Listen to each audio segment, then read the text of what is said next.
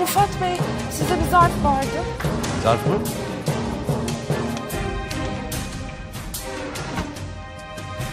Bu ne ki şimdi? Üzerinde gönderenin ismi de yok. Aç bak bakalım.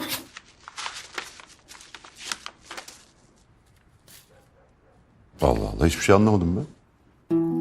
Gel içeride bakalım.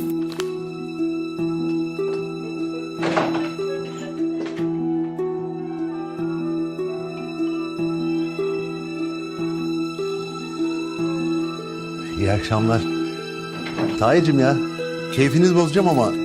Ya şunun içinde ne var çok merak ettik. Bir taksana bakalım.